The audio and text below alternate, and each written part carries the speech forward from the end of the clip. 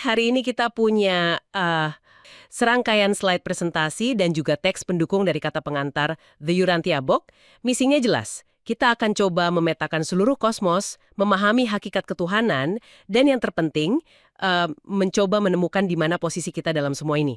Dan ini bukan perjalanan yang mudah ya. Materi Anda ini dari awal banget sudah mengingatkan kita bahasa manusia itu kan terbatas. Untuk membicarakan hal-hal yang tak terbatas, kata-kata yang kita punya seringkali ya nggak cukup. Jadi sumber ini memperkenalkan beberapa istilah baru.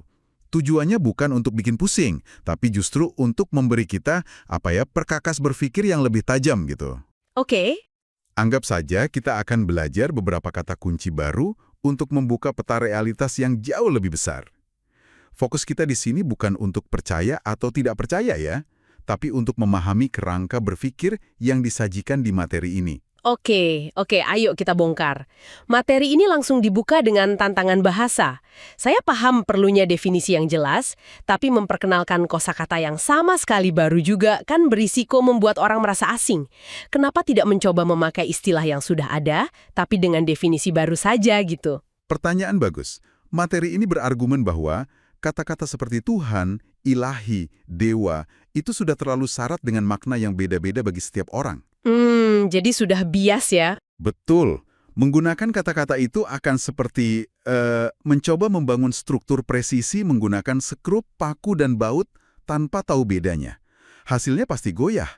Dengan memperkenalkan istilah baru yang bersih, seperti deitas, keilahian, dan Tuhan, dengan definisi yang sangat spesifik, materi ini mencoba membangun fondasi yang kokoh. Biar semua orang mulai dari titik pemahaman yang sama, gitu. Baik, saya terima alasan itu. Kalau begitu, mari kita lihat perkakas dasar ini. Apa sih perbedaan mendasar antara deitas, keilahian, dan Tuhan menurut sumber ini? Kedengarannya kan mirip-mirip. Nah, ini kuncinya. Pertama, deitas atau deity. Bayangkan ini sebagai konsep yang paling luas, kayak energi ilahi secara umum gitu. Ia adalah sumber dari semua yang ilahi, baik yang berbentuk pribadi maupun yang tidak. Ciri utamanya itu kesatuan. Oke, sumbernya. Sifat dari deitas itu.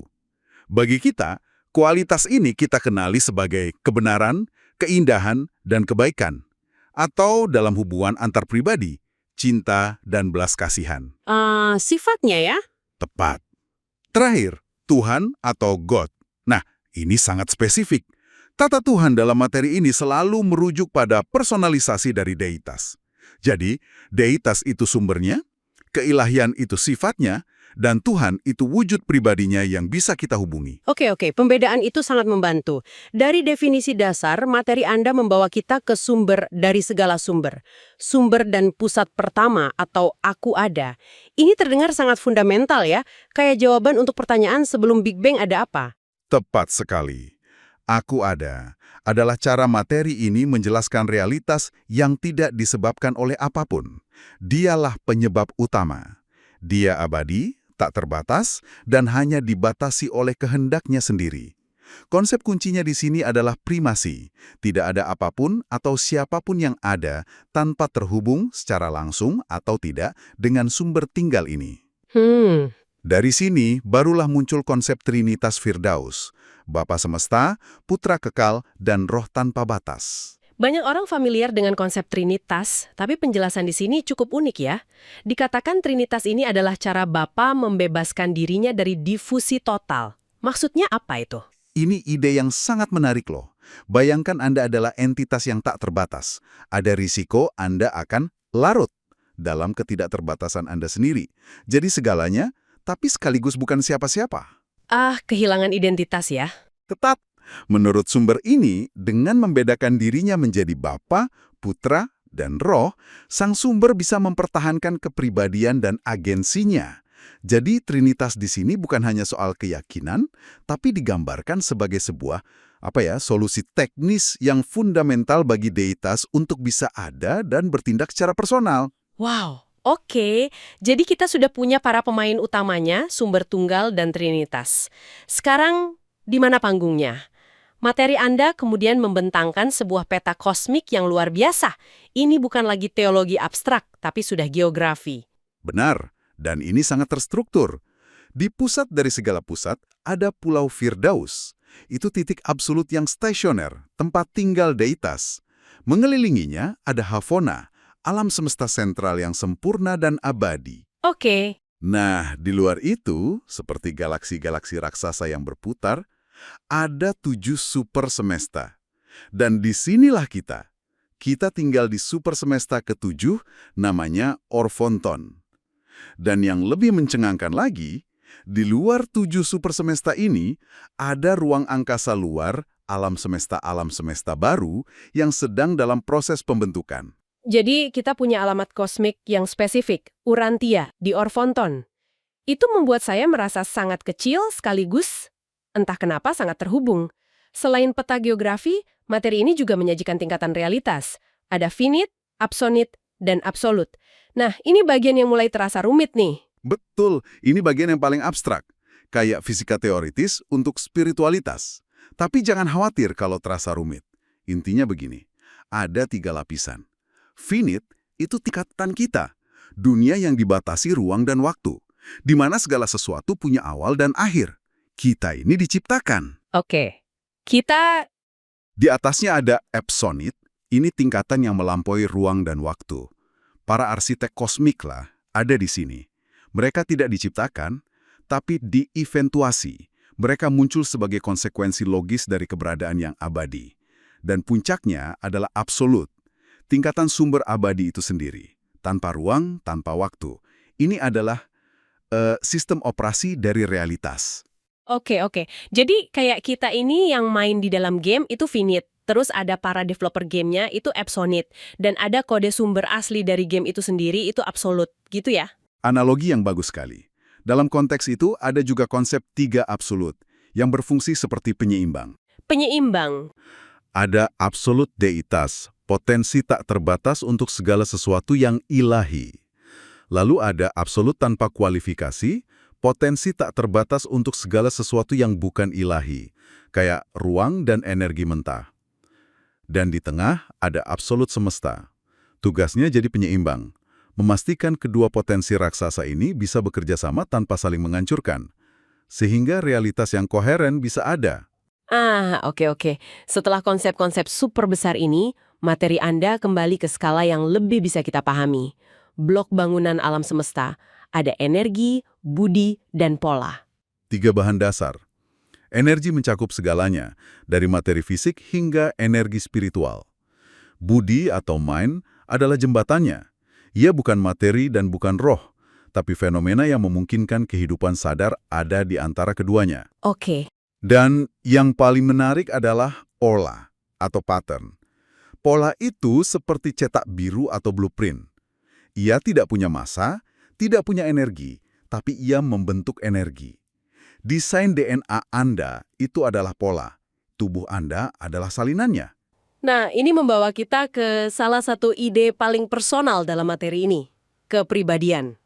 Dikatakan bahwa kepribadian adalah satu-satunya realitas yang tidak berubah dalam diri kita. Tunggu sebentar, ini agak membingungkan. Dikatakan kepribadian itu bukan tubuh saya, bukan pikiran saya, bukan roh atau bahkan bukan jiwa saya. Lalu apa yang tersisa dari saya? Rasanya seperti semua bagian diri saya diambil dan yang tinggal hanya sebuah label kosong. Ini pertanyaan yang sangat penting, dan jawabannya sangat mendalam. Mari kita pakai analogi ya. Bayangkan diri Anda adalah semua mobil. Tubuh adalah chassis dan mesinnya. Budi atau mind adalah sistem komputernya. Oke. Roh yang di sini disebut pelaras pikiran atau thought adjuster itu adalah GPS yang terhubung langsung ke tujuan akhir, yaitu Tuhan. Dan jiwa adalah catatan perjalanan unik yang Anda buat, semua pengalaman, pilihan, dan kenangan Anda. Oke, saya masih ngikutin. Nah, kepribadian bukanlah semua komponen itu. Kepribadian adalah Anda, sang pengemudi unik yang diberi hak istimewa untuk menggunakan mobil itu. Mesin bisa diganti, komputer di-upgrade, rute berubah. Jiwa Anda terus tumbuh. Tapi sang pengemudi, identitas unik Anda yang sadar, tetap sama. Itulah karunia langsung dari Bapa. Inti diri yang tidak bisa dihancurkan. Analogi itu sangat membantu, jadi kepribadian adalah sang aku yang mengalami semua ini. Dari inti personal ini, kita melompat lagi ke skala kosmik dengan konsep Allah yang maha tinggi atau the supreme being, yang disebut deitas yang berevolusi. Tunggu dulu, ini ide yang revolusioner. Jadi ini bukan lagi tentang kita berusaha menyenangkan Tuhan yang sudah selesai dan sempurna. Ini berarti Tuhan sendiri sedang berevolusi. Tepat. Inilah salah satu gagasan paling radikal di sini. Trinitas Firdaus itu eksistensial, artinya mereka selalu ada dan sempurna. Tapi Allah yang Maha Tinggi ini eksperiensial, artinya dia sedang dalam proses menjadi. Menjadi? Ya, menjadi. Dia adalah perpaduan dari pengalaman Tuhan yang turun ke ciptaan dan pengalaman makhluk ciptaan yang naik menuju Tuhan. Dan disinilah peran kita menjadi sangat krusial. Materi ini menyatakan bahwa setiap pilihan moral, setiap tindakan kasih, setiap pencarian kebenaran yang kita lakukan di sini, di Urantia, secara harfiah menjadi bagian dari kain realitas Allah yang Maha Tinggi. Kita bukan hanya ciptaannya, kita adalah rekan kerja dalam evolusinya. Itu mengubah total makna dari keberadaan kita kan? Setiap tindakan sekecil apapun punya gema kosmik. Lalu bagaimana kita sebagai makhluk fana bisa menavigasi perjalanan menuju sumber yang tak terbatas itu? Materi Anda menyajikan sebuah tangga. Betul, disebut Allah tujuh ganda. Ini adalah jalur pendekatan. Sebuah mekanisme agar yang terbatas bisa memahami yang tak terbatas secara bertahap. Tangga ini punya 7 anak tangga. Dimulai dari personalitas deitas yang paling dekat dengan kita, yaitu putra pencipta alam semesta lokal kita.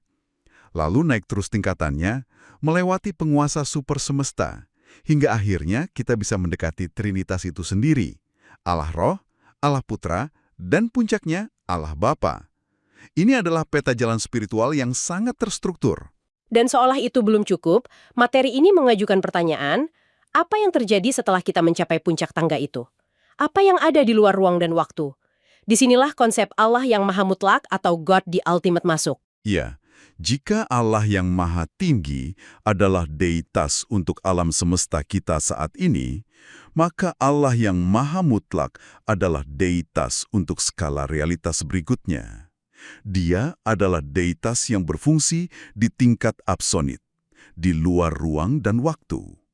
Dia adalah tujuan penyatuan untuk Master Universe, yang mencakup bukan hanya 7 super semesta kita, tetapi juga alam semesta di ruang angkasa luar yang sedang terbentuk itu. Ini adalah evolusi deitas dalam skala yang nyaris tak terbayangkan. Luar biasa, setelah perjalanan yang sangat jauh ini, dari yang paling personal hingga yang paling tak terbayangkan, materi ini mulai menyatukan kembali semua benang merahnya dalam sebuah kesatuan. Benar. Ini adalah ringkasan proses kosmik. Realitas dimulai dari kehendak Bapa yang tunggal, kemudian dibedakan menjadi 2 kutub besar, yang ilahi dan yang non-ilahi, dan akhirnya semuanya disatukan kembali secara fungsional oleh absolut semesta. Inilah mekanisme agung yang memungkinkan kita, yang finite, untuk hidup berdampingan dengan yang infinite. Dan setelah semua itu? Iya. Dan setelah memetakan triliunan galaksi dan tingkatan deitas, pesannya kembali ke dalam diri. Iya, kesimpulan akhirnya kembali ke sesuatu yang sangat intim. Percikan ilahi di dalam diri. Tepat sekali. Ditekankan kembali keberadaan pelaras pikiran, percikan Tuhan yang tinggal di dalam pikiran setiap manusia, GPS spiritual kita. Dikatakan bahwa kesadaran kosmis adalah saat kita mengakui keberadaan sebab pertama itu. Dan pengalaman religius adalah perjalanan pribadi kita untuk pulang kepadanya. Jadi, seluruh kosmos yang maha luas ini pada akhirnya adalah cerita tentang perjalanan pulang. Perjalanan yang luar biasa, kita sudah melewati 15 slide yang sangat padat. Untuknya, untuk membantu kita melihat gambaran besarnya sekali lagi, Anda memberikan kami sebuah infografis rangkuman yang sangat jelas ya, peta kosmos dan hakikat ketuhanan. Betul, ini seperti melihat peta setelah perjalanan panjang. Sangat membantu. Di sisi kiri kita punya peta kosmos. Ini adalah alamat kita. Di pusat ada Pulau Firdaus. Lingkaran berikutnya adalah alam semesta sentral. Lalu lingkaran yang lebih besar, alam semesta agung, di mana super semesta Orfonton kita berada. Di dalamnya ada titik kecil, yaitu alam semesta lokal Nibadon. Dan di sanalah planet kita, Urantia, berputar. Melihatnya secara visual begini, benar-benar membantu menempatkan semua konsep geografi tadi kan? Benar sekali. Dan di sisi kanan infografis, kita diingatkan kembali tentang 3 perkakas dasar yang kita bahas di awal. Benar. Di sisi kanan, kita mengurai konsep ketuhanan. 3 ikon ini merangkum fondasi pemahaman kita. Deitas sebagai sumber trinitas yang menyatu. Divinitas atau keilahian sebagai kualitas kebenaran, keindahan, dan kebaikan yang mekar. Dan Tuhan sebagai ikon pribadi. Simbol untuk semua personalisasi deitas yang bisa kita hubungi. Memegang teguh 3 definisi ini adalah kunci untuk memahami seluruh sistem. Jadi, apa yang kita dapatkan dari semua ini? Sebuah gambaran alam semesta yang bukan hanya sangat besar, terorganisir dan penuh tujuan, tetapi juga sangat-sangat personal. Ada struktur, ada geografi, dan yang terpenting, ada jalur bagi setiap individu, sang pengemudi di dalam mobil untuk menempuh perjalanan pulang. Terima kasih banyak telah menyediakan materi yang begitu mendalam untuk kita bedah bersama. Sama-sama. Dan sebagai penutup, saya ingin meninggalkan satu pemikiran untuk Anda renungkan, yang muncul langsung dari materi ini. Dinyatakan bahwa kepribadian Anda adalah karunia yang sudah jadi dan tidak berubah. Sementara jiwa adalah sesuatu yang sedang Anda bangun, hari demi hari melalui pengalaman dan pilihan Anda. Pertanyaan untuk Anda renungkan adalah, dalam kesibukan sehari-hari, pengalaman mana yang benar-benar Anda rasakan sedang membangun jiwa abadi Anda? Apa yang Anda pilih untuk diabadikan?